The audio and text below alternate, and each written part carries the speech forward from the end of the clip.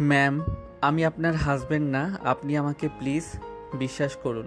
আমি অন্য কেউ, আপনার হাজবেন্ডের মতো আমাকে দেখতে, কিন্তু আমি আপনার হাজবেন্ড না। আমি সব জানি, তুমি চুপ করো, কেউ শুনে ফেলবে। কি আপনি জানেন যে আমি আপনার হাজবেন্ড না? তাহলে আপনি কাউকে কিছু না বলে আমাকে আপনার রুমে নিয়ে আসলেন কেন? আর আমাকে সবার সামনে জড়িয়ে ধরে কান্না করলেন কেন? সব অভিনয় ছিল।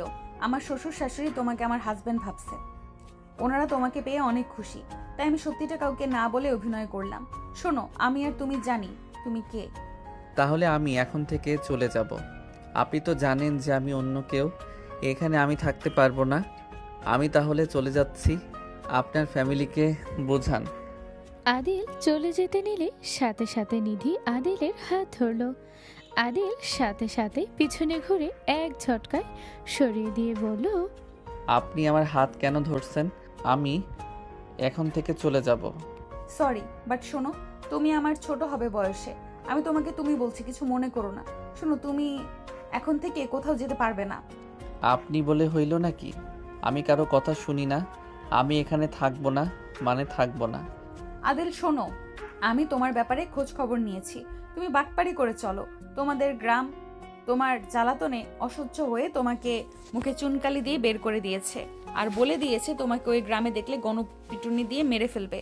আর তার থেকে বড় কথা, আদিল নিধির কথা শুনে অবাক হয়ে গেল। আদিল তোতলাতে তোতলাতে বলল, আপনি এসব কি বলছেন? এসব ভুল কথা। আমি প্রমাণ ছাড়া কথা বলি না। আমার বাড়িতে কে ঢুকছে কে যাচ্ছে সব খোঁজ আমার কাছে আছে। তোমার সম্পর্কে আরো কিছু বলবো নাকি? না থাক। কিন্তু ম্যাম, আপনি আমার এত কিছু কিভাবে জানলেন? ওইটা অজানা থাক। শোনো, তোমার জন্য দুইটা অপশন আছে। কিসের অপশন? এক, এখানে আমার হাজবেন্ড হয়ে এখানে থেকে যাও। আর দুই, না হয় জেলের ভাত খেও। এখন এই দুইটা অপশনের মধ্যে কোনটা নেবে?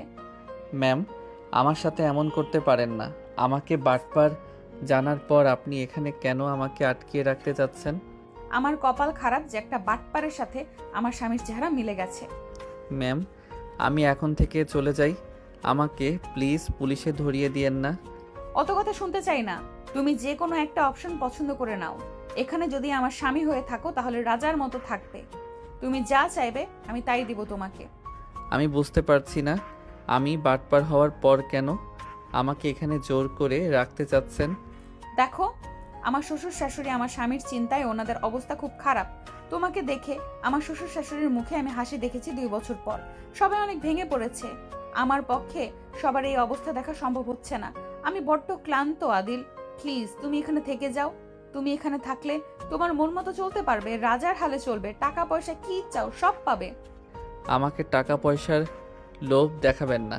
আমি খারাপ হতে পারি, এই না যে আমি লোভী। আমাকে বোঝাতে এসেছো না? তুমি কেমন আমি খোঁজ নিয়ে তোমাকে অফার করছি। নিধির কথা শুনে আদিল দাঁতে দাঁত চেপে হাসি দিয়ে বলল, কত টাকা দিবেন যদি আপনার স্বামী পরিচয়ে থাকি? কত নেবে? 10 লাখ দেওয়া লাগবো। সামান্য 10? ওকে, ঠিক আছে, দিয়ে দেব। সামান্য হয়ে গেল, তাহলে 15 লাখ দিয়েন। দিব, যাও। এইটাও দিবেন, তাহলে আর একটু বাড়াই। থামো। 20 লাখ দিব, ওকে, বাট আমার কিছু শর্ত আছে। বলেন। এক, আমার শ্বশুর শাশুড়ি ননদকে ভালোবাসতে হবে, ওরা যেন কখনো কষ্ট না পায়। আর দুই, আমার ফ্যামিলি আত্মীয় স্বজন সবার সাথে ভালো ব্যবহার করবে, কখনোই কারোর সাথে খারাপ ব্যবহার করবে না। আর আমার রুমে থাকবে, বাট নিচে থাকবে। উপরে শুয়ে থাকার চিন্তা জীবনেও করবে না। আমার দিকে নজর দেওয়ার ভুল করো না, তাহলে কিন্তু প্রাণ নিয়ে ফিরতে পারবে না। ওকে ওকে। আমার খেয়ে কাজ নাই, আমার থেকে সিনিয়র মেয়ের দিকে নজর দেওয়া লাগবে। আচ্ছা শুনেন, আপনার হাজবেন্ড পরিচয় না হয় থাকলাম, বাট আমার যাকে পছন্দ হবে আমি কিন্তু তাকে বিয়ে করে নিব, আর আপনি আমাকে সাহায্য করবেন। আমি কিভাবে সাহায্য করব? সময় হোক তখন জানতে পারবেন। আচ্ছা, আমার অনেক ক্ষুধা লাগছে, খেতে দেন। আচ্ছা, করব। তুমি ফ্রেশ হয়ে নাও। আমার হাজবেন্ডের শার্ট প্যান্ট আলমারিতে আছে, আমি বের করে দিচ্ছি, দেখো লাগে নাকি। ঠিক আছে। আদিল নিধির কথা শুনে দাঁড়ালো। নিধির শার্ট প্যান্ট দিলে আদিল ওয়াশরুমে চলে গেল। আদিল ফেরত এসে বলল, আমি গোসল করব কিভাবে? এখানে তো কল নাই। আমি দেখিয়ে দিচ্ছি। নিধি আদিলকে নিয়ে গেল। ওয়াশরুমে ঢুকে নিধি সব কিছু দেখিয়ে দিতে লাগলো। আদিল চেক করতে শাওয়ার চালু করে দিলে নিধির সাথে ওই ভিজে গেল। নিধি তাড়াতাড়ি করে শাওয়ার বন্ধ করে দিয়ে বলল, ব্যাককল কোথাকার, ভিজে কি করে দিলে? আমার কি দোষ? আপনি ওই সাইডে না থেকে এই সাইডে কেন দাঁড়িয়েছিলেন? এখানে আপনার দোষ। চুপ, মেজাজ খারাপ করো না। নিধি ওয়াশরুম থেকে বের হয়ে গেল। আদিল দরজা লাগাতে যাবে, নিধি বলে ওঠে, ওই দরজা লাগাবে না। ছি, লজ্জা শরমের মাথা খাইছেন নাকি? আমার গোসল করা দেখবেন? লাথি মারবো একটা। আমি শাড়ি পাল্টাবো, তারপর গোসল করতে যাব। ও তাই বলেন। নিধি আলমারি থেকে শাড়ি বের করে ওয়াশরুমে ঢুকলে আদিল বের হয়ে গেল। নিধি দরজা লাগিয়ে দিয়ে শাড়ি চেঞ্জ করে নিল। নিধি ওয়াশরুম থেকে বের হলে দেখে আদিল ওর ছবির দিকে তাকিয়ে আছে। নিধি বলে ওঠে, ওই যাও। নিধির কণ্ঠ শুনে আদিল তাড়াতাড়ি করে পিছনে ঘুরে তাকিয়ে বলল, যাচ্ছি। আদিল হেঁটে চলে গেল। আদিল গোসল করে বের হয়ে দেখে নিধি ল্যাপটপে কাজ করছে। আদিলকে বের হওয়ার শব্দ শুনে নিধি তাকিয়ে বলে ওঠে, শার্ট প্যান্ট নিজে থেকে ধুয়েছো কেন? রেখে দিলে কাজের লোক ধুয়ে দিত। নিজের কাজ নিজে করতে পছন্দ করি, অন্যর উপরে নির্ভর হওয়ার মানুষ আমি না। খুব ভালো, ব্যালকনিতে মেলে দাও, না হয় ছাদে গিয়ে মেলে দিয়ে আসো। এখানে দেই, ছাদে যাওয়ার রাস্তা চিনি না। আচ্ছা, আপাতত দাও, আমি সন্ধ্যার দিকে নিয়ে যাব যদি কাজ না থাকে। ঠিক আছে। আদিল ব্যালকনিতে মেলে দিয়ে রুমে আসলে নিধি বলে, চলো যাই নিচে। নিধি আদিলকে নিয়ে নিচে যেতে লাগলো। আদিল নিচে গেলে হঠাৎ করে কেউ এসে জড়িয়ে ধরে কান্না করতে লাগলো। আদিল অবাক হয়ে গেল। আদিল নিধির দিকে তাকাতে নিধি মুখ নাড়িয়ে কিছু বললে আদিল বুঝে গেল। আদিল বলে ওঠে, বনু কেমন আছো? আদিল আতিয়াকে নিজের থেকে ছাড়িয়ে কপালে চুমু দিল। আতিয়ার চোখের পানি মুছে দিতে লাগলো। আতিয়া অবাক হয়ে আদিলের দিকে তাকালো। আদিলের আব্বু আম্মু অনেক অবাক হলো। আতিয়া বলে ওঠে, ভাইয়া এতদিন কোথায় ছিলে? সবাই বলে তুমি আর বেঁচে নেই। দেখো, আমি জানতাম তুমি ফিরে আসবে। তোমার কিছু হয় নাই? আমার স্মৃতি অনেকটা কমে গেছে, মাথায় আঘাত পেয়েছিলাম তো অল্প অল্প মনে পড়ছে। আমার বাড়ি কোথায়, আমার নাম কি, আমি কে, কিছু মনে ছিল না আমার। ভাইয়া তোমাকে আমি অনেক মিস করছি। আমার বোনটা মিস করছে দেখে মনে হয় আল্লাহ আমাকে বাঁচিয়ে রাখছে, আবার তোমাদের কাছে ফিরিয়ে দিয়েছে। ধন্যবাদ ভাবি, আপনি আমার ভাইকে ফিরিয়ে নিয়ে এসে দিয়েছেন। ধন্যবাদ দিতে হবে না, এখন তো খুশি তোমার ভাই পেয়ে গেছো। হ্যাঁ, অনেক খুশি আমি। বাবু খেতে আয়। কখন এসেছিস? তোর তো ক্ষুধা লাগছে। আয় বাবু। আসছি আম্মু। আদিল ওর আম্মুর সাথে চলে গেল। আদিল চেয়ার টেনে বসলে বলল, আপনারা খাবেন না? তুই খা। ভাইয়া তুমি খাও, আমরা তোমাকে দেখি। পিচ্ছি খাওয়া দেখার কি আছে, তুমিও বসো। দেরি আছে, গোসল করব তারপর খাবো। মুখ দেখে বোঝা যাচ্ছে ক্ষুধা লাগছে তোমার। ওয়েট করো, আমি তোমাকে খাওয়াই দেই। আদিলকে খাবার দিলে আদিল আতিয়ার দিকে এক লোকমা এগিয়ে দিল। আতিয়া কিছুক্ষণ তাকিয়ে থাকলো। আদিল ইশারা করলো। আতিয়া লোকমা মুখে নিল। খুশিতে চোখে পানি চলে আসে। আদিল চোখের পানি মুছে দিতে দিতে বলে, ধ্যাত, এভাবে কান্না করলে কি আমার ভালো লাগবে নাকি? প্লিজ কান্না করো না তো। না, আর কাঁদবো না আমি। গুড। আদিল আতিয়াকে আদর করে খাওয়া দিতে লাগলো আর নিজে খেতে লাগলো। আতিয়া মাঝে মাঝে নিধির দিকে তাকাতে লাগলো। নিধি আর চোখে ওদের দিকে তাকিয়ে থাকলো। আদিল আতিয়াকে পানি খাইয়ে দিল। আদিল নিজে পানি খেয়ে নিল। আদিলের আম্মু বলে ওঠে, সব তো আতিকাকে খাওয়াই দিলি, নিজে তো তেমন খাইলি না। আমার পেট ভরে গেছে পিচ্চিটাকে খুশি দেখে। আচ্ছা, আমি একটু বের হব। আদিল উঠে চলে গেল। আতিয়া নিধির দিকে তাকিয়ে বলল, এইটা কে? আমার ভাইয়াকে মনে হচ্ছে না। ভাইয়া কখনোই তো এমন ছিল না। আরে স্মৃতি তো এমন নাই, আর এতদিন কষ্টে থাকছে, তাই ফ্যামিলির প্রতি ভালোবাসা হয়তো বুঝেছে, তাই ওর ভেতরে অনেক পরিবর্তন দেখা যাচ্ছে। হয়তো। যাই হোক, আলহামদুলিল্লাহ, এমন ভাইয়া থাকাও ভালো। আচ্ছা তুমি যাও রুমে, আমি রুমে যাই, আমার কাজ আছে। খেয়ে নাও, খেয়ে তারপর কাজ করতে যাও। ক্ষুধা লাগছে না, আপনারা খেয়ে নেন। আদিলের আম্মু জোর করে নিধিকে বসিয়ে দিয়ে খাইয়ে দিতে লাগলো। নিধি বাচ্চাদের মতো তাকিয়ে আছে। আদিলের আম্মু বলে ওঠে, আমার ছেলে ফিরে এসেছে, তুই খুশি না? ওই কি তোর সাথে খারাপ ব্যবহার করছে? না। দেখিস, সব ঠিক হয়ে যাবে। আর ওই ফিরে এসেছে, এতেই আলহামদুলিল্লাহ। যাই বলুক মেনে নিস রে মা, রাগ করিস না যেন। সমস্যা নাই আম্মু, আমি কিছু বলবো না, তুমি চিন্তা করো না। তোমার ছেলেকে আমি আর কোথাও যেতে দিব না। আদিলের আম্মু নিধিকে জড়িয়ে ধরে কপালে চুমু দিল। আদিলের আম্মু নিধিকে খাইয়ে দিতে লাগলো, আর এইদিকে আদিল ঘুরতে লাগলো।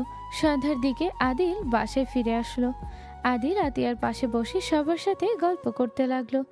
আদিল অনেকক্ষণ কথা বলে বলল, আচ্ছা থাকো, আমি একটু রুমে যাই। ওকে যাও। আদিল সিঁড়ি বেয়ে রুমে গেল। আদিল রুমের সামনে গিয়ে দরজা খুলে ভিতরে প্রবেশ করতে আদিল চমকে গেল। আদিল দেখে নিধি খাটের উপরে বসে থেকে কান্না করছে একটা ফ্রেম ধরে। আদিলকে দেখে তাড়াতাড়ি করে চোখ মুছে নিধি ফ্রেমটা রেখে বলল, এই ছেলে এখানে লুচ্চুমি করার জায়গা না, বুঝতে পারছো? মানে?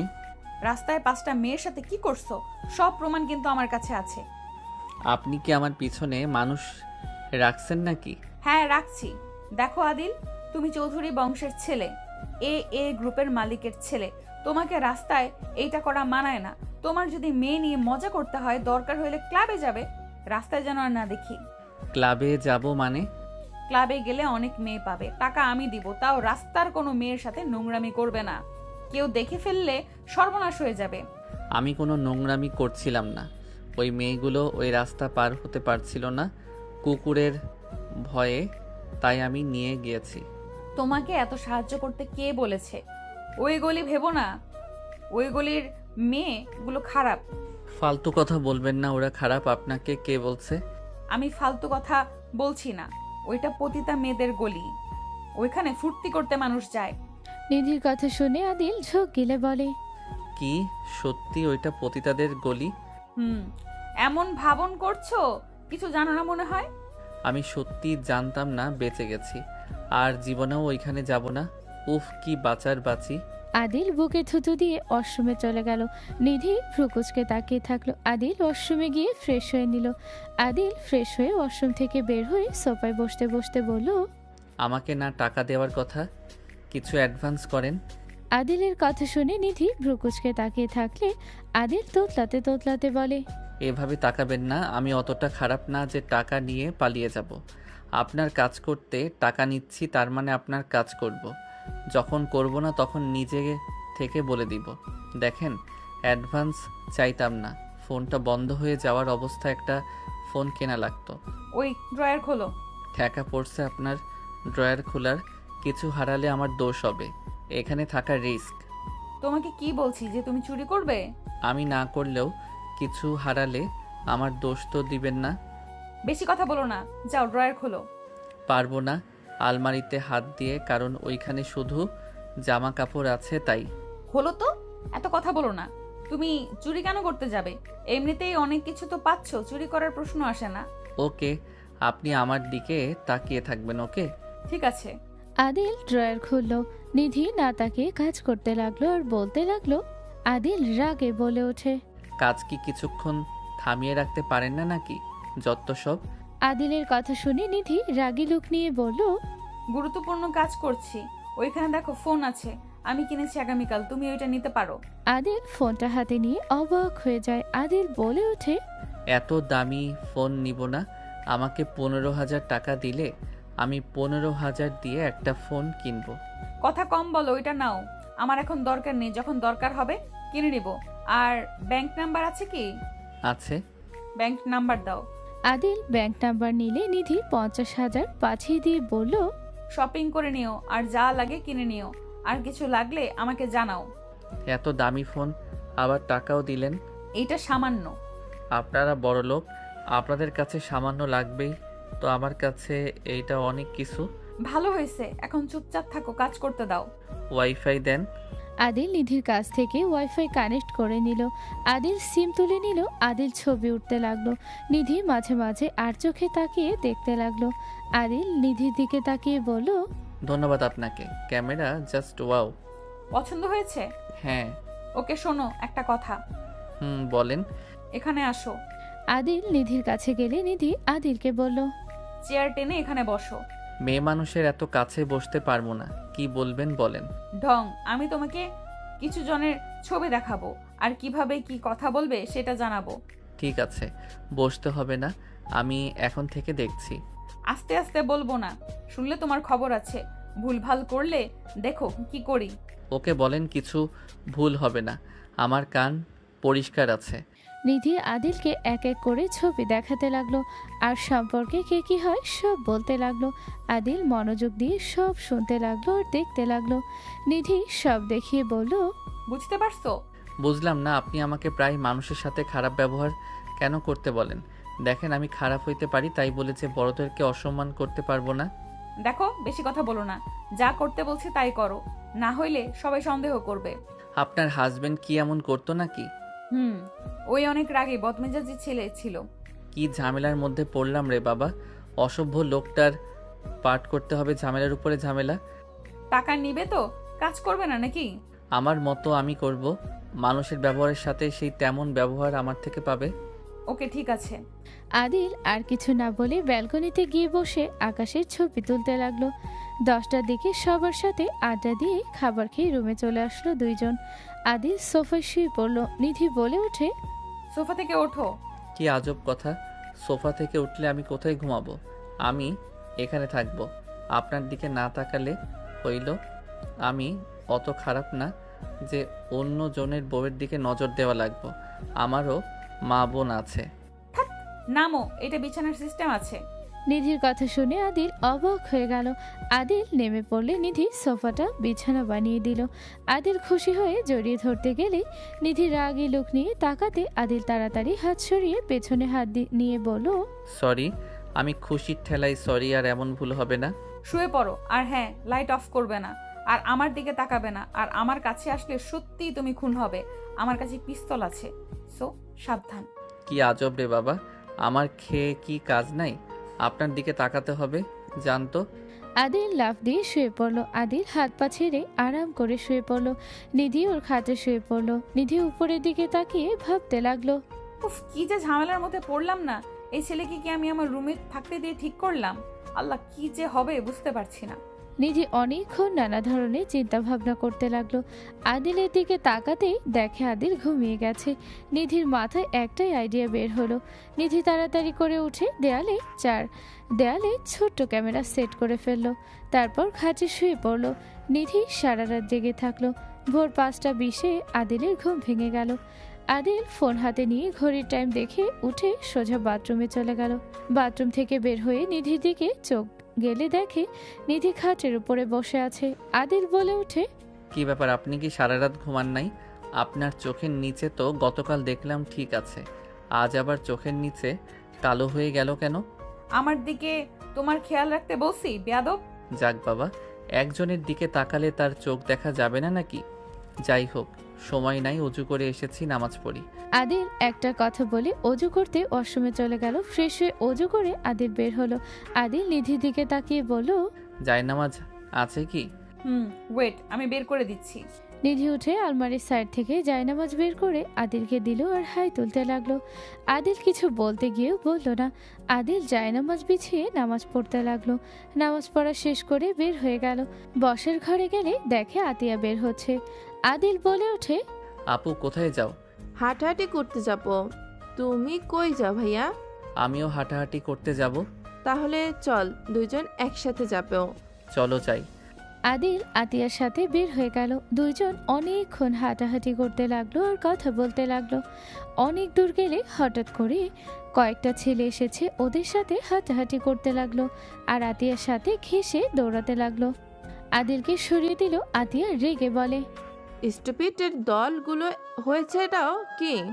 আতিয়ার কথা শুনে রেগে ছেলেগুলো আতিয়ার হাত ধরতে যাবে, সাথে সাথে আদিল এক লাথি দিয়ে ফেলে দিল। আদিল এক এক করে সবগুলোকে মেরে ফেলে দিল। আতিয়া অবাক হয়ে তাকিয়ে আছে, আরেকজনের হাতে পাড়া দিয়ে বলল, আমার বোনকে এই হাত দিয়ে টাচ করতে চাইছিস তাই না? আদিল কথাটা বলে সজোরে লাথি মারলে ছেলেটা জোরে চিৎকার দিল। সবাই দৌড়ে পালিয়ে গেল। আদিল ছেলেটার দিকে তাকিয়ে কিছুটা শান্ত হয়ে বলল, ওঠেক। আদিলের কথা শুনে ছেলেটা কান্না করতে করতে বলে, আমি ওনার কাছে ক্ষমা চাচ্ছি, আমাকে ছেড়ে দেন ভাই, আমি আর জীবনেও এই মেয়ের দিকে ঘুরেও তাকাবো না। ওঠেক বলছি। ছেলেটা ভয়ে ভয়ে উঠলে আদিল বলে ওঠে, বন্ধুদের খপ্পরে পড়ে মেয়েদের ডিস্টার্ব করা শুরু করছস নাকি? তোকে দেখে তো ভালো ঘরের মনে হয়। আদিলের কথা শুনে ছেলেটা অবাক হয়ে গিয়ে বলল, আপনি কিভাবে জানলেন আমি ওদের কথা মতো এসব করছি? শোন, বন্ধুদের সাথে বাজি ধরে এসব করিস না। আমি তোকে দেখেছিলাম এতিমখানার ওইখানে। তুই তো গরিবদের সাহায্য করস, তাহলে এখানে এইসব কেন করছস? যাদের সাথে এসেছিস দেখ তো ওই ছেলেগুলো একটা আছে নাকি? শোন, তোকে মরতে হবে। তোর মরার পর তোর সাথে কিন্তু কেউ মরবে না।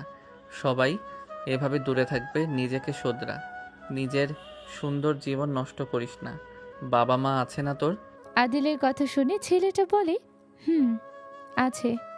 বাবা মায়ের খোঁজ নে, তাদের ভালো লাগা গুরুত্বপূর্ণ দে। বন্ধুদের খুশি করার চক্রে নিজের জন্মদাত্রীদের নিরাশ করিস না। চলে যা, নিজেকে পরিবর্তন কর।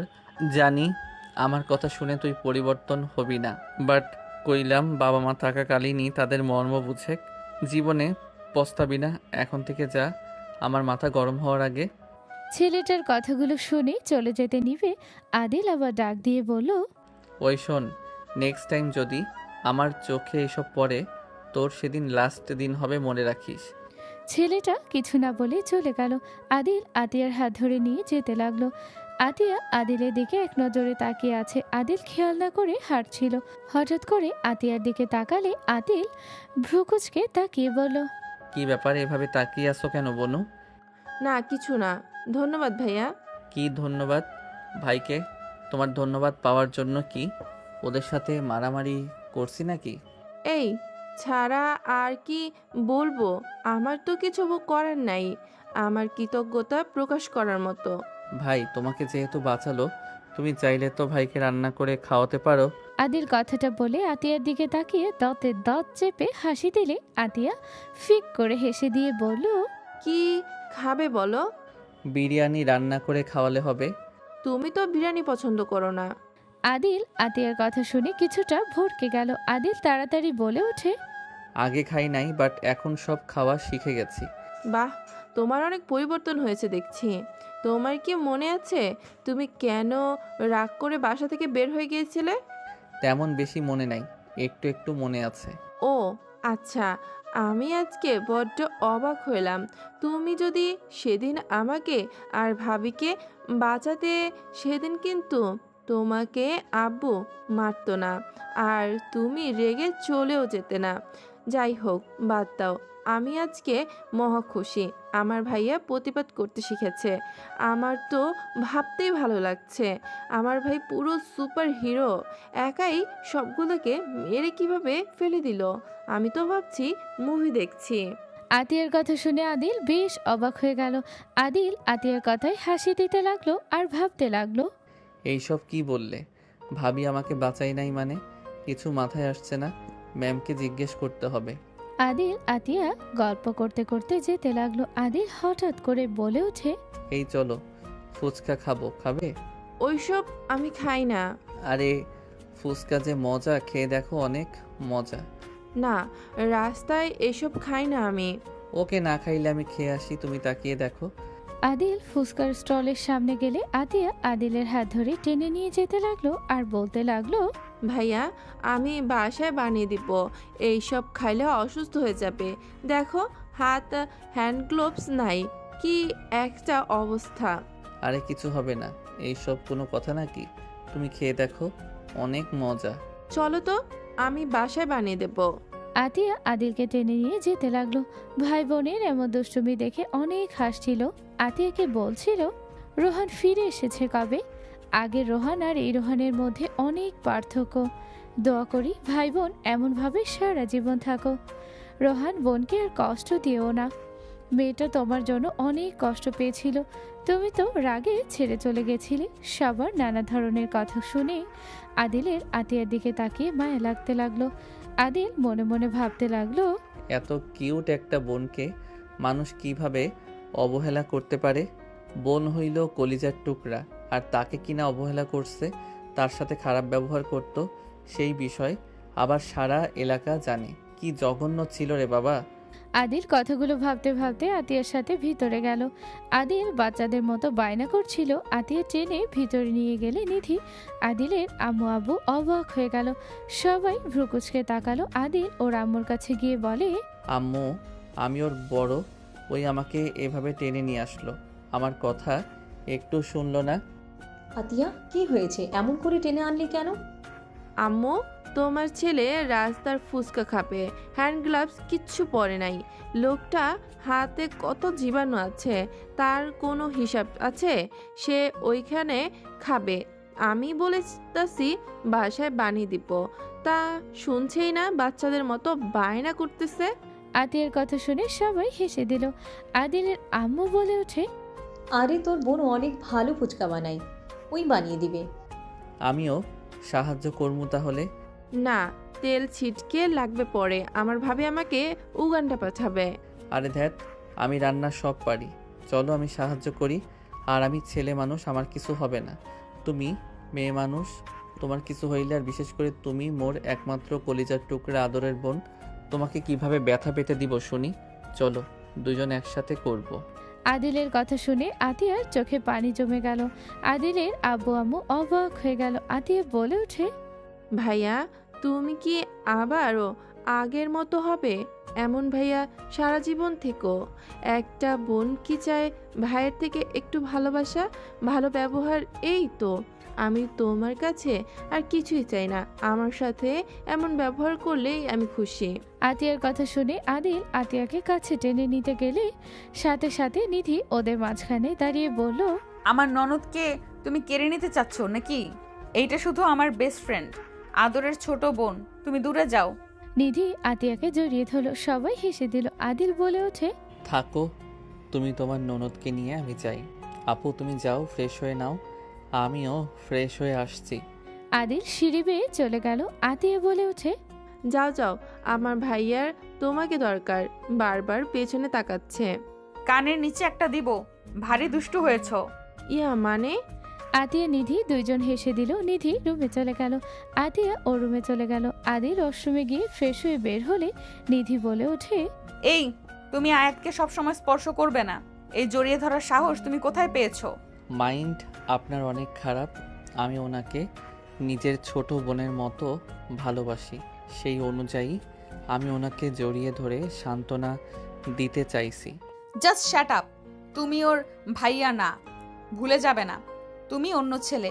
অন্য ছেলেরা কখনোই আপন ভাই হতে পারে না। তুমি যতই মুখে বলো, তোমার ভেতরে খারাপ চিন্তা আসবে। ওই তোমার রক্তের কেউ না, সো ওকে ভাই হওয়ার ভান করে স্পর্শ করবে না। নিধির কথা শুনে আদিল নিজের রাগ কন্ট্রোল করতে পারল না। আদিল নিধির সামনে এসে সজোরে থাপ্পড় মারতে গিয়েও হাত থামিয়ে নিল। নিধি ভয়ে চোখ বন্ধ করে ফেলে। নিধি চোখ খুলে থাপ্পড় মেরে বলল, সাহস, আমাকে মারতে আসো? আমি এখানে থাকবো না। আপনার মানসিকতা অনেক খারাপ।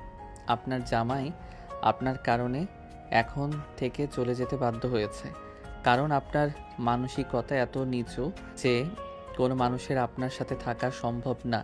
আদিলের কথা শুনে নিধি চোখে পানি চলে আসলো। আদিল রেগে চলে গেল। নিধি খাটে বসে পড়ল। ফ্ল্যাশব্যাক। আমাকে বিয়ে করছস দেখে তোকে আমি বউ হিসেবে মানবো? কোনোদিনও না। তুই আমার সিনিয়র, তুই কোন হিসাবে আমাকে বিয়ে করলি?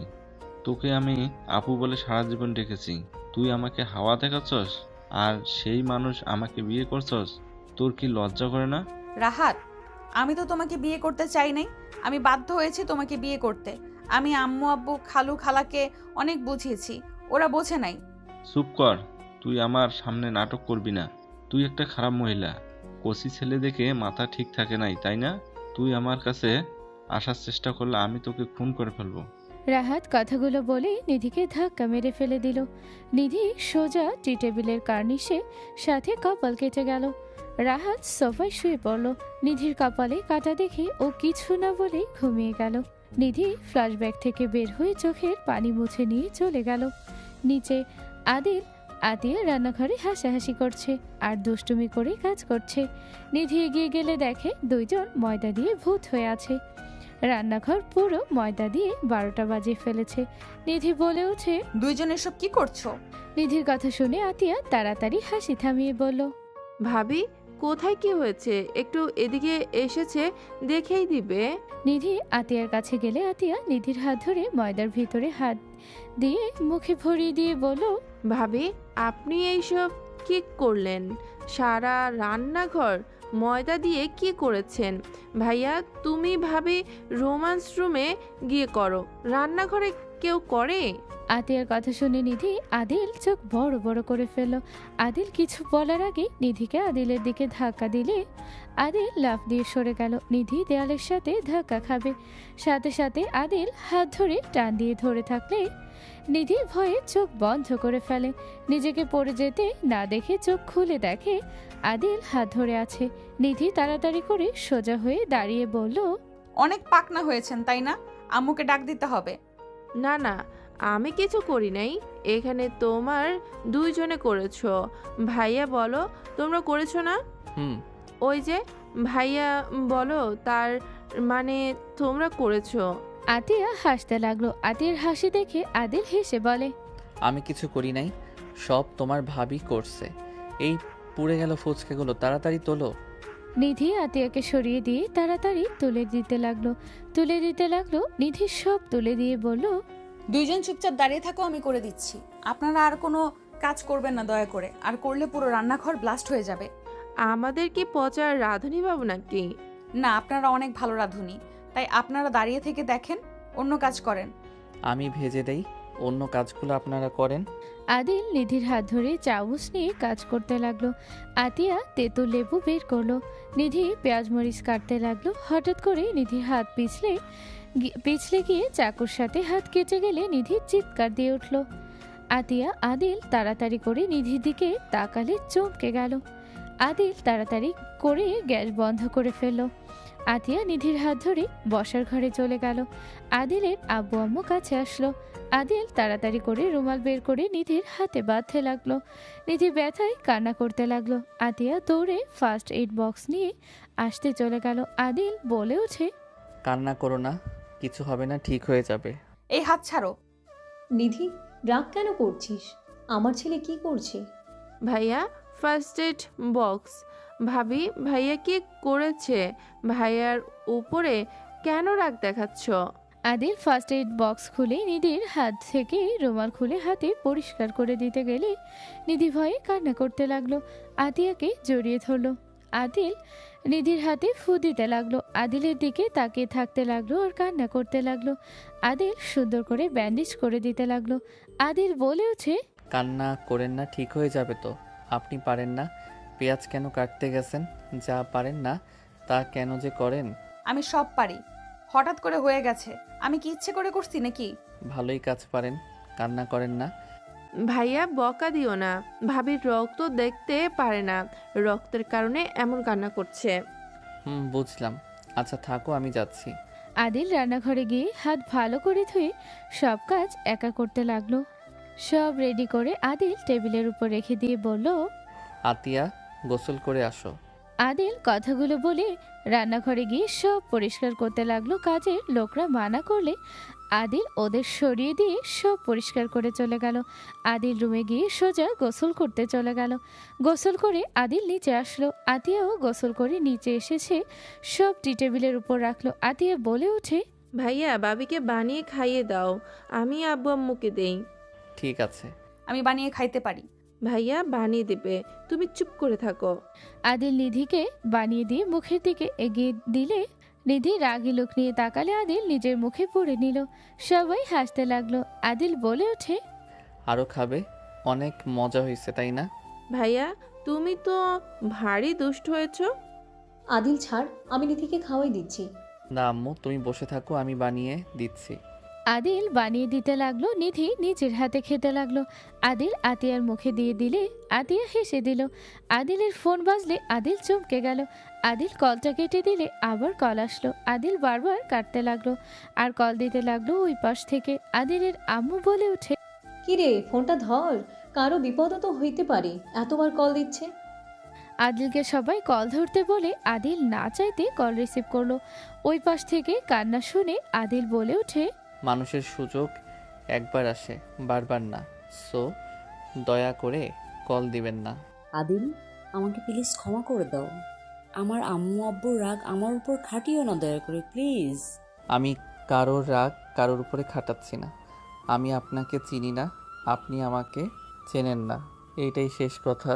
কল দিবেন না দয়া করে। আদিল, আমি তোমাকে ছাড়া বাঁচতে পারবো না।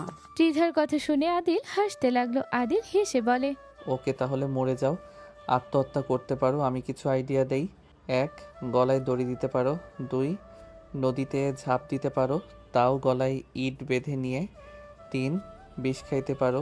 আর আদিল আর কিছু বলার আগেই ত্রিধা ফোন কেটে দিল। আদিল ফোনটা পকেটে রেখে দিলে আতিয়া বলে, কে কল দিয়েছিল?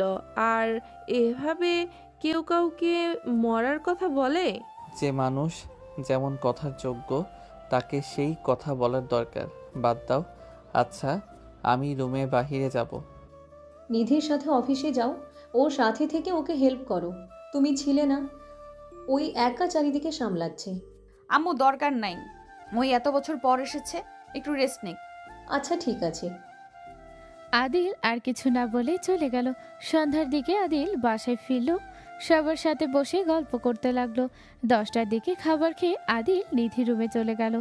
আদিল দরজা লাগিয়ে দিল। নিধি ভ্রুকুচকে তাকালে আদিল বলে ওঠে, আপনি এখানে নিশ্চিন্তে ঘুমান। গতকাল তো সারা রাত ঘুমান নাই। আপনি এক কাজ করেন, বেলকনির দরজা লাগিয়ে দেন, আমি বেলকনিতে ঘুমাবো। আরে ওখানে ঘুমাতে হবে না, এখানে ঘুমাও। থাক ম্যাম, এত কথা শুনতেও চাই না, বলতেও চাই না। যা করতে বলি ওইটা করেন, তাও শান্তিতে ঘুমান। আদিল বালিশ আর একটা কাঁথা নিয়ে ব্যালকনিতে গিয়ে ঘুমিয়ে পড়ল। নিধি দরজা লাগিয়ে না দিয়ে শুয়ে পড়ল। নিধি সারা রাত জেগে থাকলো। 1 মাস পর মিটিং দেখে আপনাকে কাজে সাহায্য করছি, না হইলে জীবনেও করতাম না। থ্যাংক ইউ তোমার সাহায্যের জন্য, এই ডিলটা পেয়েছি। তুমি বলো এটার জন্য কি চাও? আমাকে 20,000 টাকা দেন।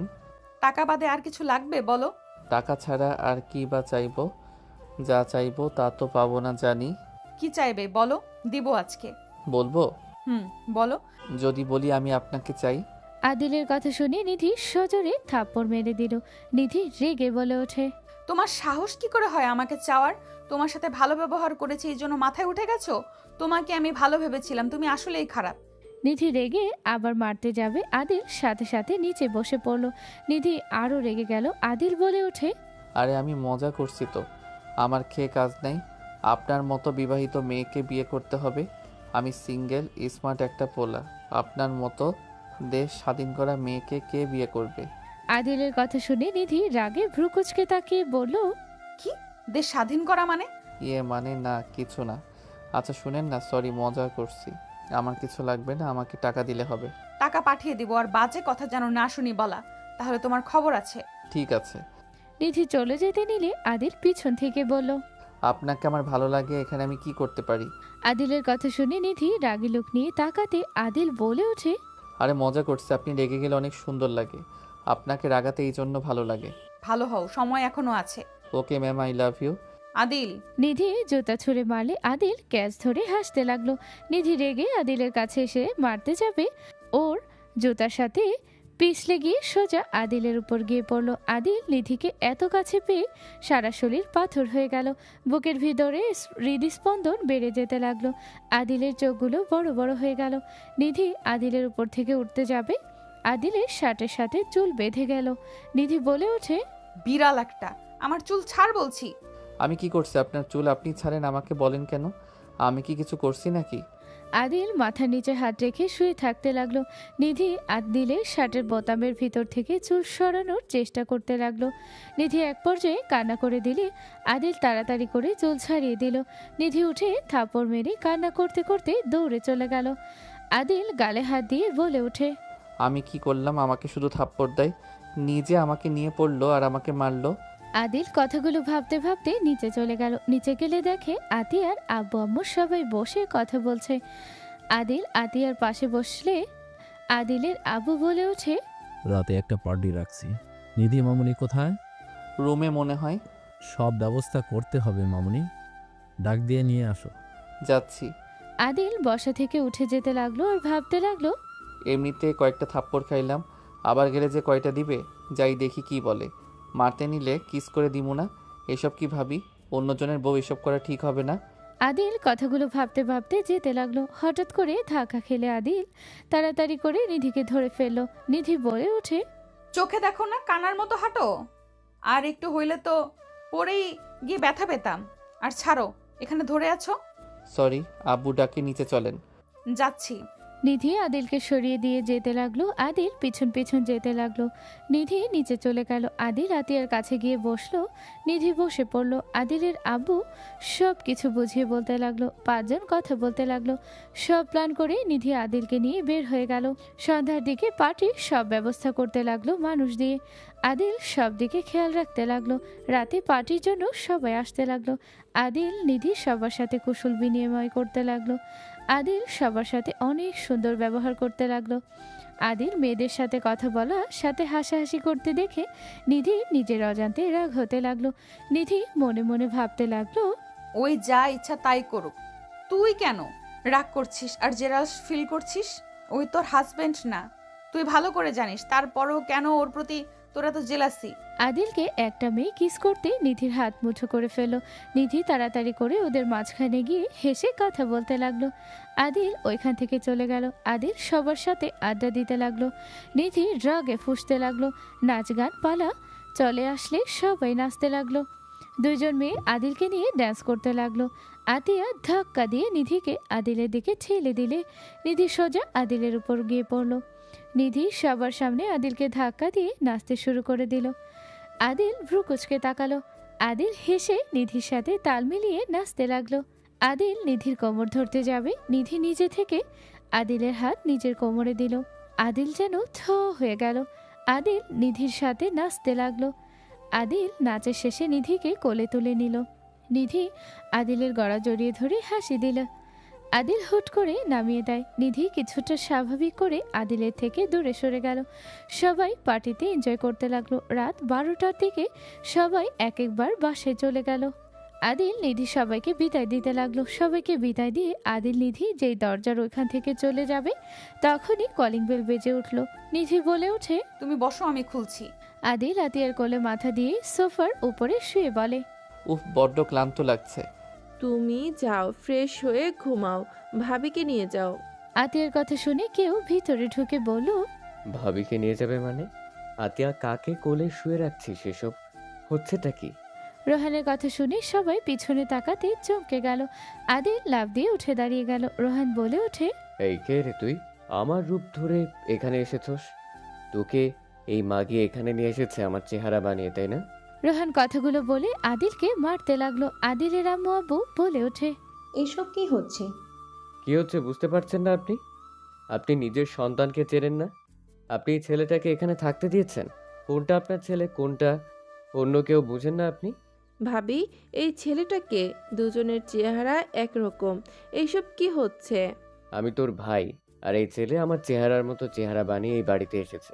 নিধি বাদে সবাই অবাক হয়ে গেল। রোহান আদিলকে মারতে যাবে, সাথে সাথে আতিয়া সামনে দাঁড়ালো। রোহান রেগে আতিয়াকে থাপ্পড় মারলে আদিল নিজেকে কন্ট্রোল করতে না পেরে সজোরে লাথি দিয়ে রোহানকে ফেলে দিল। আতিয়াকে ধরে গালে হাত বুলিয়ে দিতে দিতে বলে, আপনার সাহস কি করে হয় ওনার গায়ে হাত তোলার? আমার বোনকে মারবো নাকি কি করব সেটা আমার একান্ত ব্যাপার। তুই আমাকে লাথি দাস আব্বু আম্মু আপনাদের সামনে, ওই আমাকে মারলো, আর আপনারা তাকিয়ে দেখছেন। আপনার ব্যক্তিগত ব্যাপার আপনার কাছে রাখেন। আমাকে মারেন, যা ইচ্ছে বলেন। তুমি আমার রোহান না? এই, তুমি রোহান না, তুমি কে তাহলে? তুমি ভাইয়া, তুমি আমার ভাইয়া তাই না? এই ছেলেটা অন্য কেউ তাই না? সবাই আদিলকে চেপে ধরতে লাগলো। আদিল মাথা নিচের দিকে করলো। আদিল কিছু বলার আগে আদিলের আম্মু থাপ্পড় মেরে বলে, আমার ছেলে সেজে এই বাড়িতে আসার সাহস কোথায় পেলে? তোমাকে এত বড় সাহস কে দিয়েছে আমার ছেলে সেজে এখানে আসার? আপনি নিয়ে এসেছেন আমাকে, আমি আসতে চাই নাই। তুমি আমাদের এভাবে ধোকা কেন দিলে? তুমি আমাদের তো সত্যি কথাটা বলতে পারতে, কেন আমাদের ধোকা দিলে? আমি খারাপ তাই ধোকা দিয়েছি। আমার অভ্যাস সবাইকে ধোকা দেয়া। এখনই আমার চোখের সামনে থেকে চলে যাও। আমি বাসা থেকে চলে গেছি, আর অন্য ছেলেকে বাসায় নিয়ে এসেছে নোংরামি করতে। তোর লজ্জা লাগলো না? সব নষ্টের মূল তুই। তুই এই ছেলেকে এখানে নিয়ে এসেছিস, তুই প্ল্যান করে আনছোস তাই না?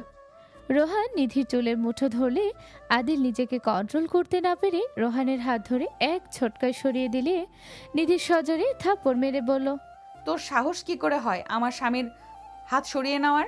উনি আপনার চুল ধরছে, আপনি তো বাধা পাচ্ছেন। তাতে তোর কি? আমার স্বামী আমাকে মারবে নাকি কি করবে তার ব্যক্তিগত ব্যাপার। তুই আমাদের এখানে নাক গলাবি না। রোহান, আমাকে ক্ষমা করে দাও।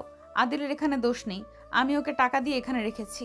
নিধির কথা শুনে রোহান রাগে ঠাস ঠাস করে থাপ্পড় মারল। নিধির ঠোঁট দিয়ে রক্ত পড়তে লাগলো। রোহান চুলের মুঠো ধরে বলে, তুই যে একটা খারাপ মেয়ে, আগে বলেছিলাম, কিন্তু আমার বাবা মা কখনোই আমার কথা বিশ্বাস করে নাই। কি আব্বু আম্মু কি শুনতে পাচ্ছেন? বৌমা, তুমি আগে থেকে জানতে এই ছেলে অন্য কেউ? হ্যাঁ, জানতাম। আমার পুরো কথাটা শুনে তারপর যা বলার বলবেন। কি কথা শুনবো? ছি, তুমি এত নোংরা! সব কিছু জানার পর তুমি ওই ছেলের সাথে একই রুমে থাকছো? তুই কি ওর সাথে একই রুমে থাকছোস? আম্মু আব্বু এই মহিলাকে আমার চোখের সামনে দেখতে চাই না। এক্ষুনি এখান থেকে বের করো, না হলে কিন্তু আমি খুন করে ফেলবো। রোহান, শান্ত হ বাপ। রোহান, তুমি প্লিজ শান্ত হও, আমার কথাটা শোনো। কি কথা শুনবো তোর, বল।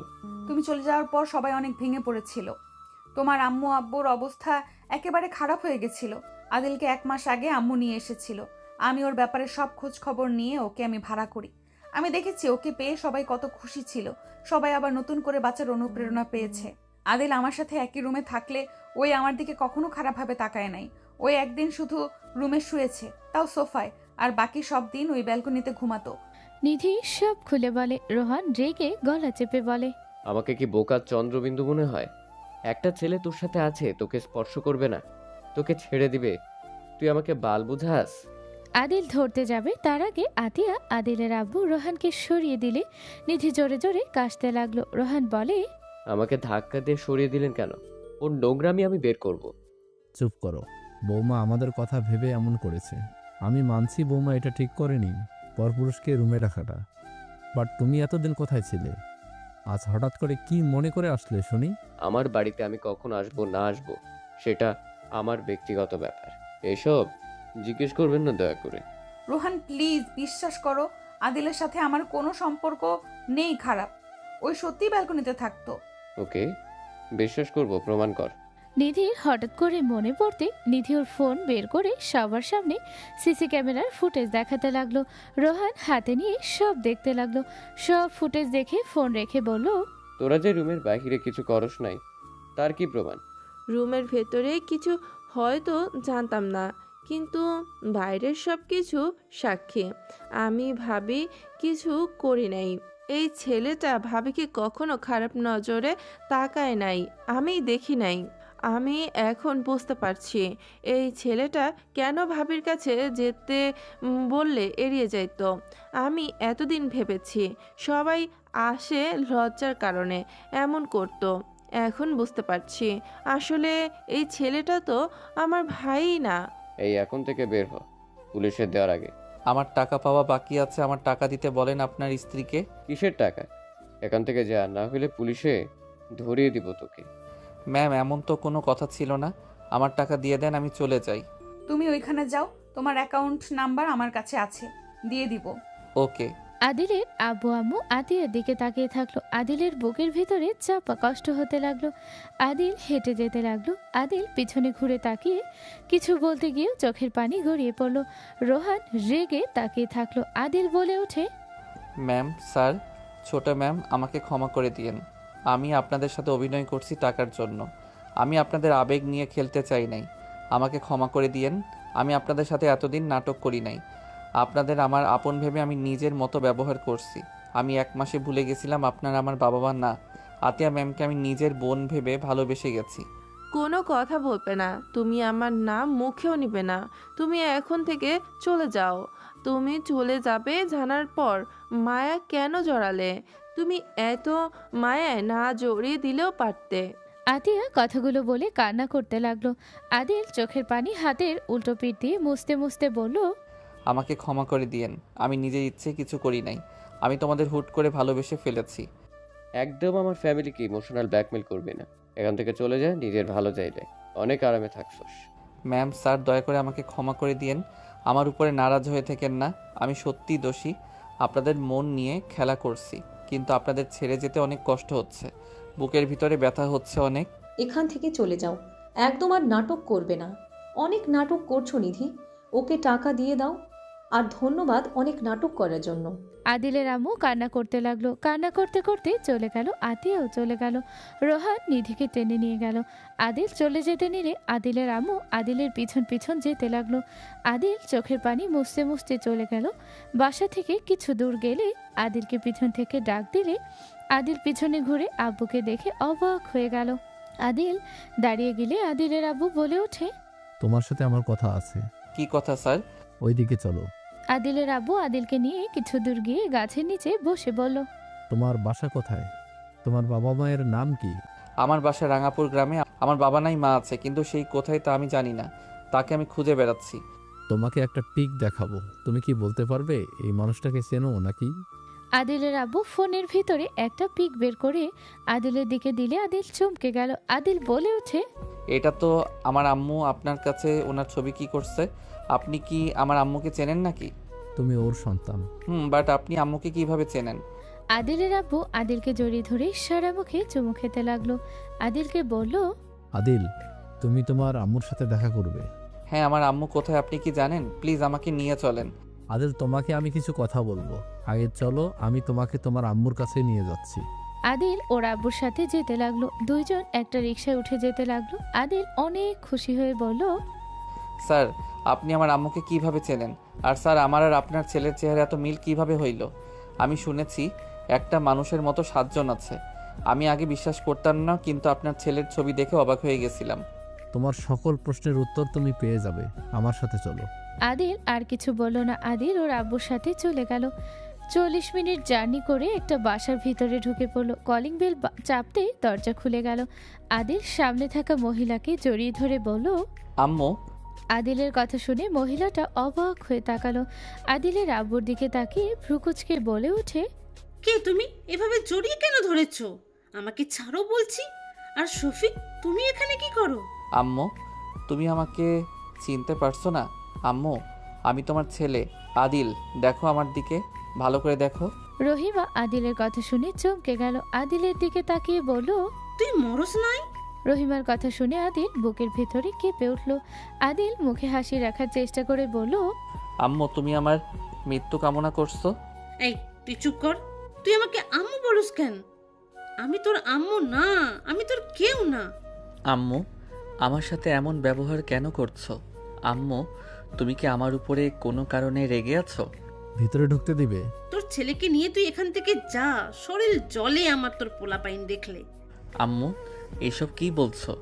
আম্মু, তুমি আমার সাথে এমন ব্যবহার কেন করছো? আমি তোমার কি ক্ষতি করছি? এই ছেলে, বারবার আমাকে আম্মু কেন বলস? আমি তোর আম্মু না, বুঝোস না বাংলা কথা? আমি জানি তুমি আমার আম্মু, আমাকে দাদি সব বলেছে।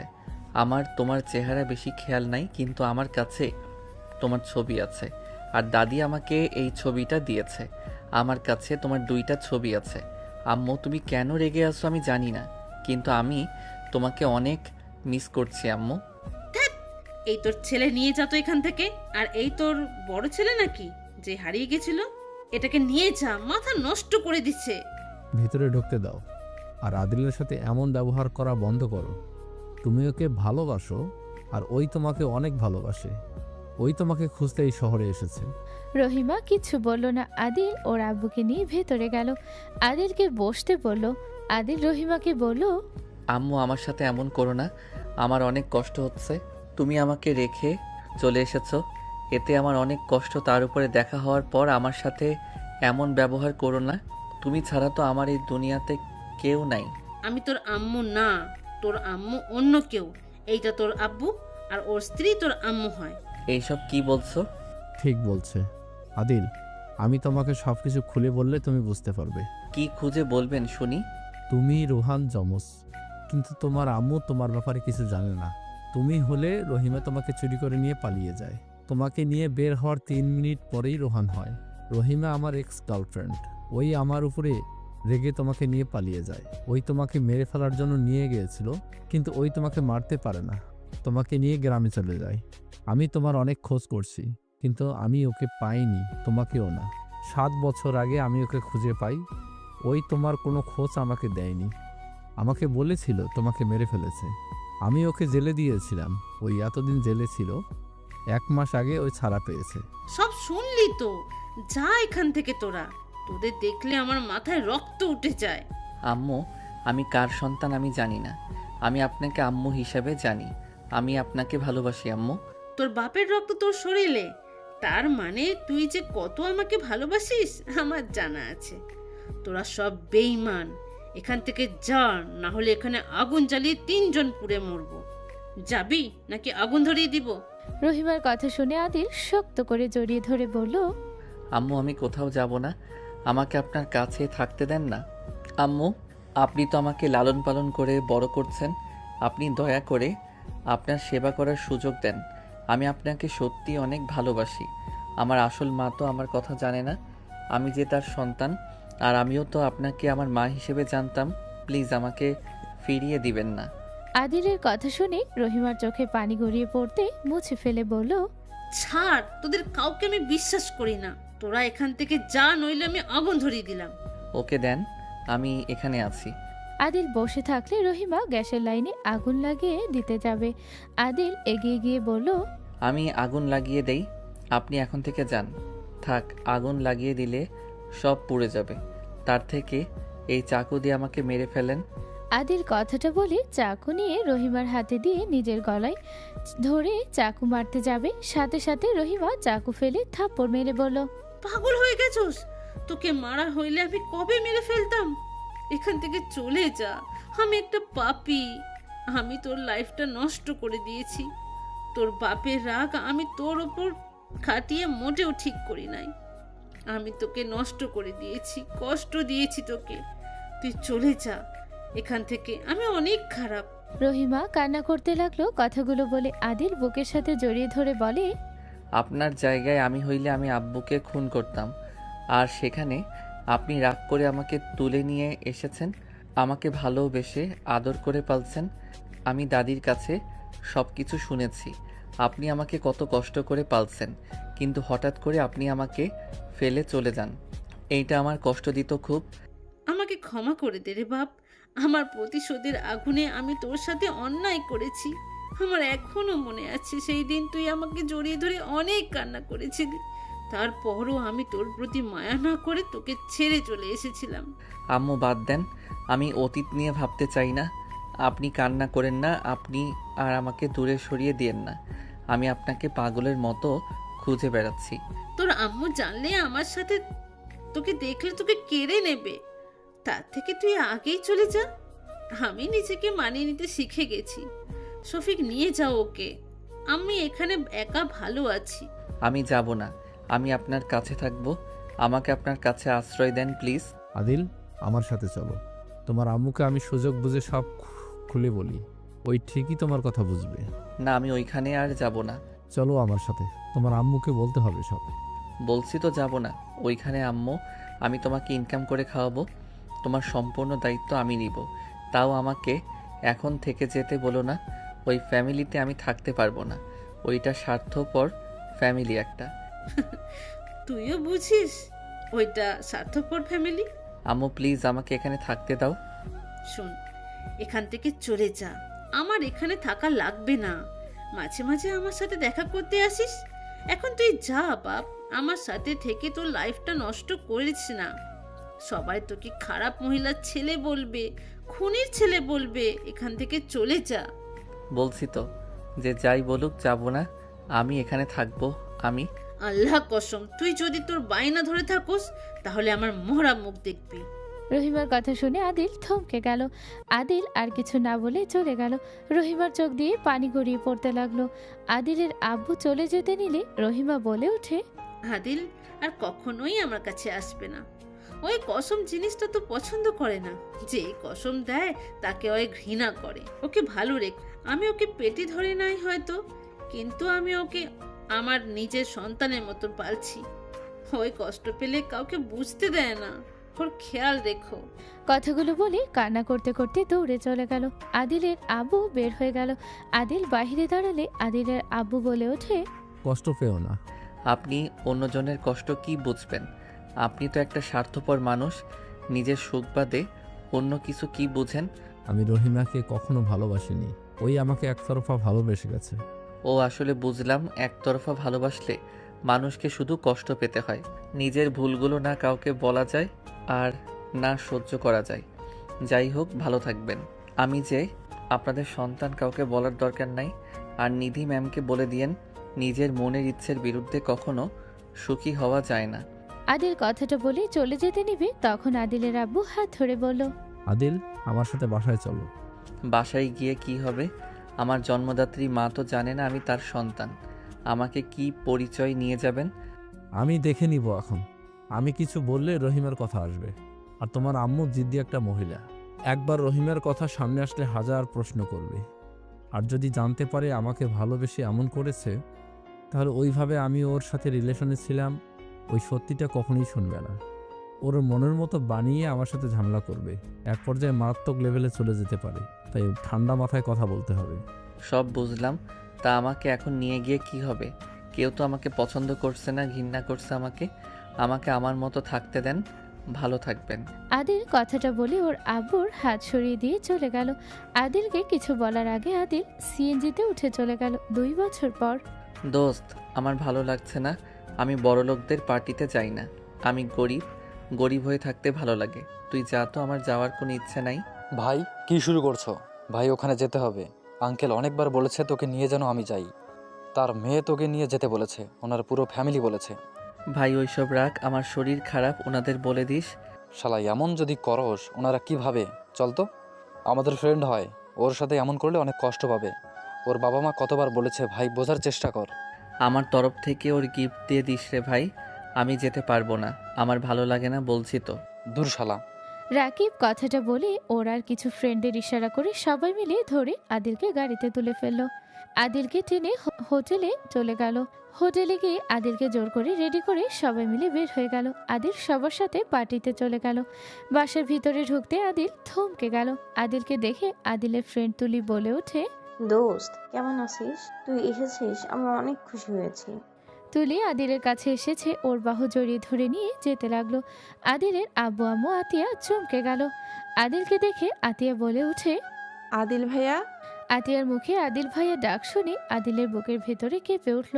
আতিয়া আদিলের চোখের পানি দেখে দৌড়ে এসে জড়িয়ে ধরল। আতিয়া কিছু বলার আগে তুলি বলে ওঠে, আপু, তুমি কি আদিলকে চেনো নাকি? হ্যাঁ ভাইয়া, কেমন আছো? আলহামদুলিল্লাহ, তুমি কেমন আছো? ভালো। আমাকে ক্ষমা করে দাও ভাইয়া, আমি তোমাকে অনেক মিস করেছি। ভাইয়া, আমি তোমাকে অনেক ভালোবাসি। ভাইয়া, তোমাকে সেই দিন কেন যে থাকতে বললাম না। কি হয়েছে তোমার কপালে? এটা কিসের দাগ? ওই সব রাখো। ভাইয়া, তুমি কেমন আছো? তুমি এখানে কি করো? তোমাকে আমি অনেক খুঁজেছি। তোমাকে যতবার খুঁজতে গেছি ভাইয়ার হাতে ধরা খেয়েছি। ভাইয়া, আমাকে তোমার সাথে নিয়ে চলো না। ভাইয়া, আমি তোমার কাছে যাইতে চাই। আমি ওই বাড়িতে থাকতে চাই না ভাইয়া। আতিয়া কান্না করতে লাগলো। আদিল আতিয়াকে জড়িয়ে ধরে কপালে চুমু দিয়ে বলে, এই পিচ্ছি এভাবে কেউ কান্না করে? প্লিজ কান্না করো না। তুমি কান্না করলে কি তোমার ভাইয়া ভালো লাগবে? কি হয়েছে? এমন কান্না কেন করছো? তুমি তো তোমার ভাইয়াকে পেয়ে গেছো, এখন তো কষ্ট পাওয়ার কথা না। ভাইয়া, আমি তোমাকে চাই। ওই ভাইয়াকে আমার দরকার নাই। আমি তো খারাপ ছেলে বোন, তোমাদের আমি ঠকিয়েছি, তোমাদের সাথে অভিনয় করে গেছি। আমাকে কেন তোমার দরকার পড়বে?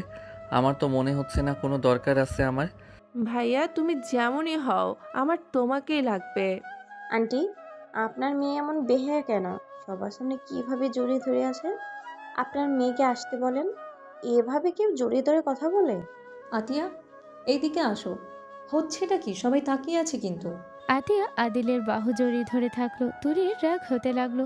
তুলি আতিয়ার কাছে গিয়ে আতিয়াকে সরিয়ে দিতে দিতে বলে, কি বেহায়ার মতো করছো? ওর থেকে দূরে থাকো। আদিল, আয় আমার সাথে। তুলি আদিলকে নিয়ে যেতে লাগলো সাথে। রাকিবরা আতিয়ার কান্নামাখা চোখে আদিলের দিকে তাকিয়ে থাকলো। আদিল সবার সাথে কুশল বিনিময় করতে লাগলো, সবার সাথে আড্ডা দিতে লাগলো, সবার সাথে দাঁড়িয়ে কেক কাটতে লাগলো। তুলি ওর বাবা মার পরে আদিলকে খাইয়ে দিতে লাগলো। আদিল হাত থেকে নিয়ে তুলিকে খাইয়ে দিয়ে মজা করে গালে ভরিয়ে দিল। সব ফ্রেন্ডরা মিলে মজা করতে লাগলো। হঠাৎ করে একজন আতিয়ার গালে ভরিয়ে দিতে যাবে, আদিল সাথে সাথে গিয়ে হাত ধরে ফেলল। আদিলের দিকে তাকিয়ে বলল, কি ব্যাপার, আমার হাত কেন ধরছিস? আদিল হাত সরিয়ে দিয়ে বলে ওঠে, ওদের সাথে মজা করো, ওর সাথে কোনো মজা করতে যাস না। কে রে শালা? ওই মেয়েটা কি হয়? সেই কখন থেকে দেখছি তোর দিকে তাকিয়ে আছে, আবার ওই কেক দিয়ে মজা করতে যাচ্ছে। বাধা কেন দিস? সবাই মজা করছে, করতে দে। আর আমাদের বেআইন লাগে।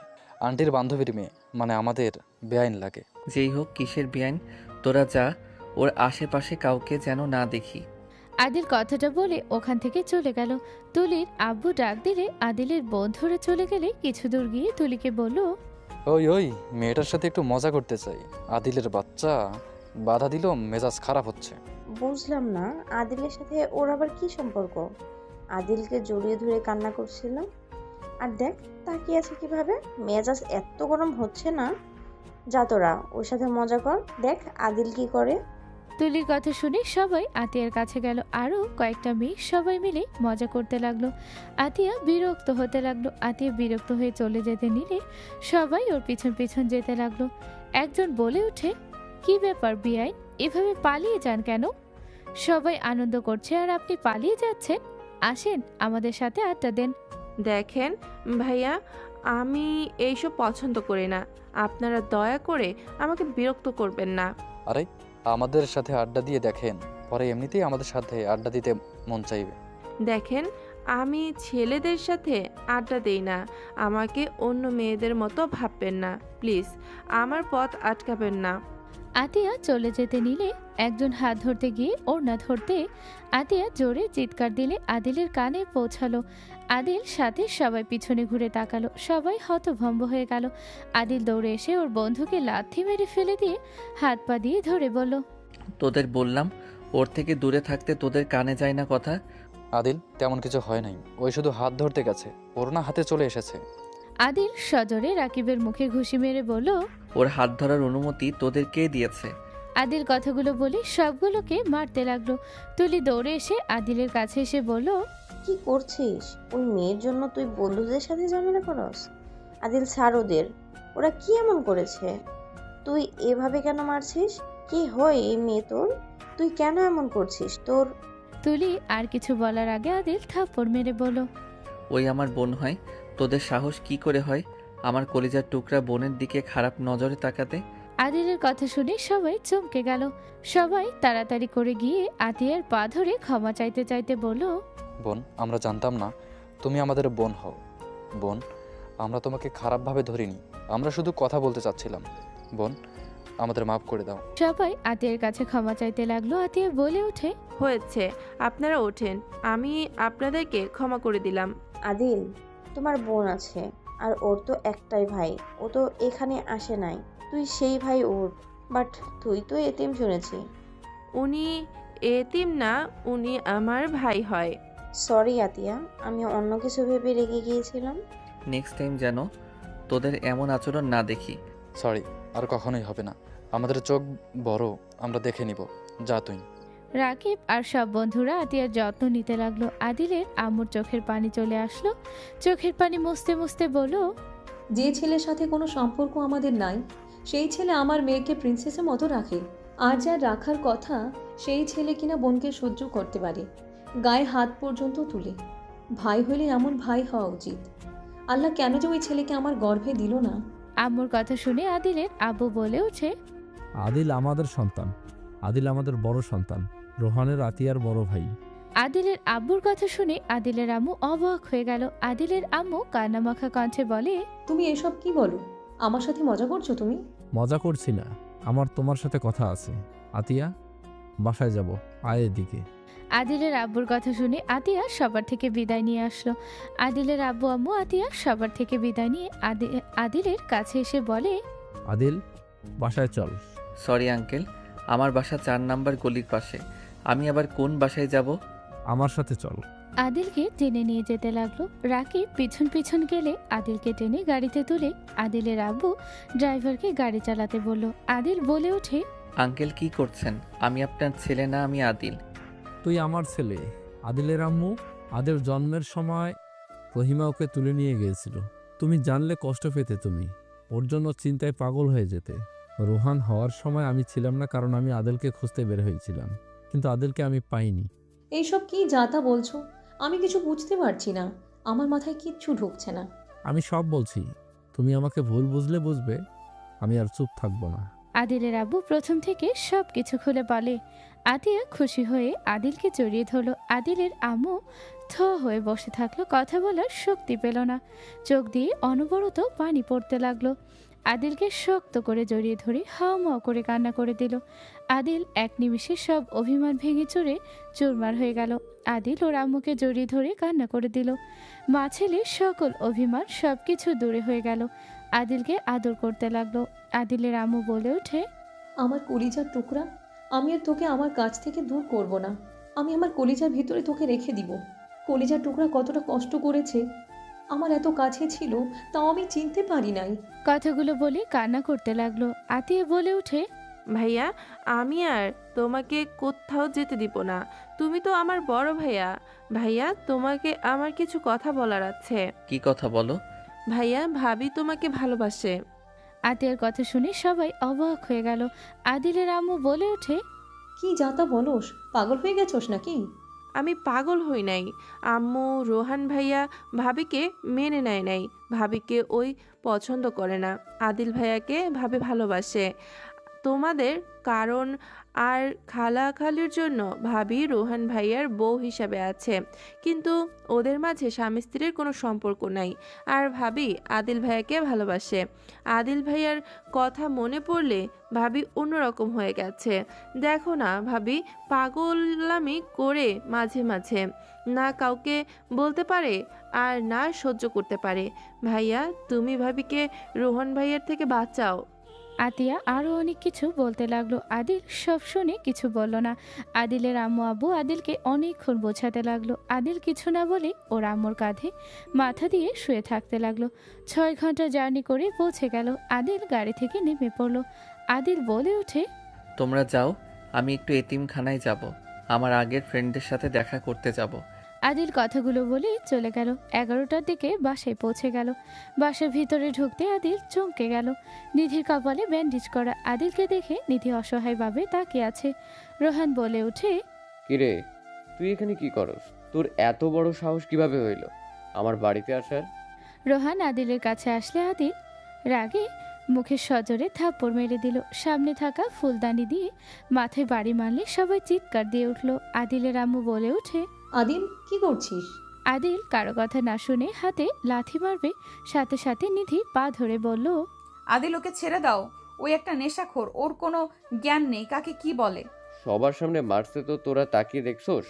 রোহান মারতে যাবে, আদিল কলার চেপে ধরে বলল, নিজে মাইর খেতে কেমন লাগে, অন্যকে মারতে অনেক মজা লাগে, তাই না? তুই আমাদের মাঝে কেন আসছিস? আমার বউয়ের সাথে যে তোর সম্পর্ক আছে আমি আগেই জানতাম। কিসের বউ রে? তোর আবার বউ? ওই তোর বউ আর নাই। আমার বউ নাই মানে?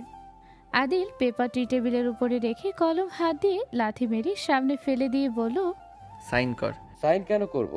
এটা কিসের কাগজ? সাইন কর, না হইলে তোর হাত ভেঙে ফেলবো।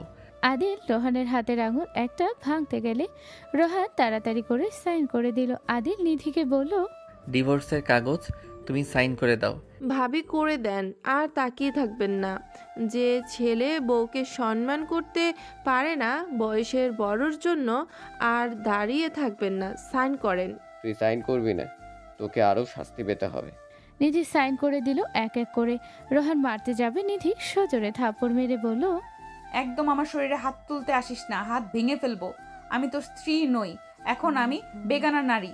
অনেক জ্বালাইছস, আর না, আজ থেকে আমি মুক্ত। নিধি, তুই এটা কি করলি? তুই এত সহজে মুক্ত হতে পারস না। তুই আমার লাইফটা শেষ করে দিয়েছিস। নিধি আমাকে বিয়ে করবে?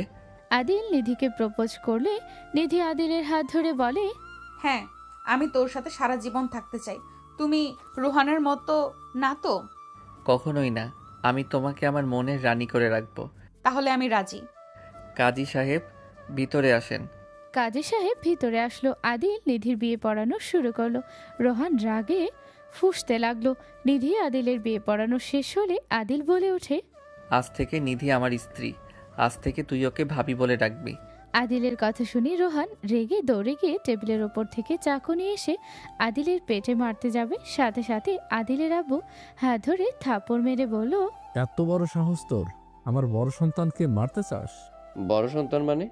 ওই তোর বড় ভাই।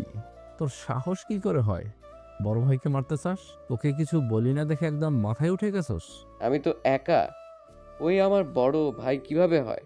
আম্মু এসব কি বলছে? ঠিক বলছে ও। আমার বড় সন্তান আদিল, তোর 3 মিনিটের বড়।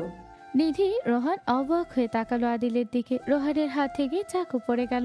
রোহান কাঁপা কাঁপা কণ্ঠে বলল, ভাইয়া। আমি তোর বড় ভাই, তুই এসব কি শুরু করছস? দেখ ভাই, জোর করে কোনো কিছু হয় না। কারো রাগ অন্য কারোর উপরে খাটানো ঠিক না। ভাইয়া তুমি ওকে কেন বিয়ে করলে? ভাইয়া ওর জন্য আমার জীবনটা শেষ হয়ে গেছে, ও একটা খারাপ। আর কিছু বলার আগে আদিল থামিয়ে দিয়ে বলল, আমার স্ত্রীর নামে কোনো বাজে কথা আমি শুনতে চাই না।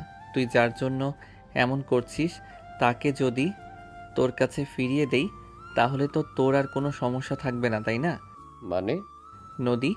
আদিলের কথা শুনে বোরকা পরা মেয়েটা কাছে আসলো। নিকাব খুলতে রোহান থমকে গেল। রোহান কিছু বলার আগে আদিল বলে ওঠে, কাজী সাহেব, ওদের জন্য লেখা কি শেষ হয়েছে? শেষ। বসেক দুইজন, যা কথা বিয়ের পর বলবি। রোহান থ হয়ে আছে। আদিল বসিয়ে দিল নদীকে। বসার ইশারা করলে বসে পড়ল। রোহান নদীর বিয়ে পড়ানো শুরু করলো। দুজনের বিয়ে পড়ানো শেষ হলে রোহান দৌড়ে এসে আদিলকে জড়িয়ে ধরে কান্না করতে লাগলো। আদিল বলে ওঠে, ভালোবাসলে সেটা সাহস নিয়ে সবাইকে বলতে হয়। বাবা মা সন্তানের ভালো চায়। বাবা মা দেখেছে তাদের একটা ছেলে, খালামণির একটা মেয়ে তাদের কোম্পানি শেয়ারে আছে। তোর আর নিধির বিয়ে দিয়েছিল যাতে ভবিষ্যতে দুইজন কোম্পানিটা আরও উপরে তুলতে পারিস। কিন্তু পছন্দ না, ভালো কথা সবাইকে বলে দে। কিন্তু তা না করে সবার সামনে খারাপ হয়েছিস। স্ত্রীর নামে মেয়েটার উপরে অত্যাচার করছিস। গার্লফ্রেন্ডকে বোঝাতে পারস না, সেখানে আবার অন্যদের উপরে রাগ দেখাস। আমি কিভাবে তোর গার্লফ্রেন্ডকে নিয়ে এসে তোর সাথে বিয়ে দিলাম? শোন, আগে নিজেকে পরিবর্তন কর। অন্তরের মধু নিয়ে আসার চেষ্টা কর, বিষ নিয়ে রাখিস না, তাহলে সবাইকে হারাতে হবে। আদিল কথাগুলো বলে নিধির হাত ধরে বলল, এভাবে তাকিয়ে আছো কেন? ওর ভাই দেখে যে আমিও ওর মতো নিজের স্ত্রীকে সবার সামনে ছোট করব, মারবো, তেমন ছেলে আমি না। একই তো। কি বলতে চাচ্ছ? কিছু না। নিধি কথাগুলো বলে চলে গেল। আদিল নিধির পিছন পিছন দৌড়ে গিয়ে কোলে তুলে নিল। আতিয়া মিটি মিটি হাসতে লাগলো। রোহান নদীর দিকে তাকিয়ে বলল, আমাকে ছেড়ে আর যাও না নদী, আমি তোমাকে ছাড়া বাঁচবো না। রোহান নদীর হাত ধরে কান্না করলে নদী ওকে তুলে বলে, নিজেকে পরিবর্তন করো, কথা দাও। আর কারোর সাথে বেয়াদবি করবে না, সবাইকে সম্মান করবে, সবার সাথে ভালো ব্যবহার করবে। নদীর কথা শুনে রোহান সবার থেকে মাপ চেয়ে বলে, আমাকে ক্ষমা করে দেন আব্বু আম্মু, আমি ওকে ভালোবাসি। আপনারা আমাকে জোর করে নীতি ভাবির সাথে বিয়ে দিয়েছিলেন, আমি মেনে নিতে পারছিলাম না। একে ওই আমাকে ছেড়ে দেশে বাহিরে চলে গিয়েছিল। আমি ওর কাছে গেলে ওই আমাকে বুঝে না। 6 মাস ওর পেছনে কুত্তার মতো ঘুরছি, তাও শুনে নাই। পরে এসেছি ভাইয়াকে দেখে মাথা ঠিক ছিল না, নিধিকে খুশি থাকতে দেখে আরও মাথা এলোমেলো হয়ে গিয়েছিল। আমার দোষ, আমাকে ক্ষমা করে দে। আমি তোর সাথে জোর করে বিয়ে দিয়েছিলাম। সবাই কথা বলতে লাগলো। এইদিকে আদিল নিধিকে খাটের উপরে ফেলে দিয়ে উপরে উঠে 2 হাত চেপে ধরে বলল, এই 2টা হাত কতবার মন চাইছে এভাবে ধরে ঠোঁটগুলো নিজের দখলে নেই, কিন্তু অন্য বউ রেখে কিছু করতে পারি নাই। কি লুচ্চা তুমি, আমাকে আগে মনে মনে বাজেভাবে কল্পনা করতে। এই না না, 2বার হয়েছিল, শুধু কিস করতে চাইছি, এর বাহিরে কিছু না। কত বেয়াদব, সিনিয়র বিবাহিত মেয়েকে নিয়ে কল্পনার জগতে থাকো। সরি, বাট আমি কিন্তু তোমাকে ভালোবাসি দেখে ওইসব ভেবেছিলাম। আর কাউকে ভালোবাসি না আমি আর কারোর সাথে কখনো কিছু করি নাই। আদিলের মুখ দেখে নিধি হেসে দিয়ে গলা জড়িয়ে ধরে ঠোঁটে হালকা করে কিস করে বলল, আমি তো জানি আমার জামাই জান অন্য ছেলেদের মতো না। এত সুযোগ থাকার পর কখনোই আমার কাছে আসে নাই। আমি যদি ছেলে হইতাম কখনোই অন্য মেয়েকে এভাবে ছাড় দিতাম না, কবে বাসর করে ফেলতাম। নিধির কথাগুলো বলে হাসতে লাগলো। আদিল ভ্রুকুচকে তাকালে আদিল ছোটে কিস করলে আদিল ফিক করে হেসে দিয়ে নিধিকে বলল, ও তাই বুঝি, তাহলে আমি কেন চুপ করে থাকবো? আমি তাহলে আমার আসল রূপ দেখিয়ে দেই। আদিল কথাগুলো বলে সোজা নিধির উপরে ঝাঁপিয়ে পড়ল। নিধি আদিলের সাথে তাল মিলিয়ে ঝাঁপিয়ে পড়ল। দুইজন হারিয়ে গেল সুখের সাগরে। বাকিটা ইতিহাস। সমাপ্ত।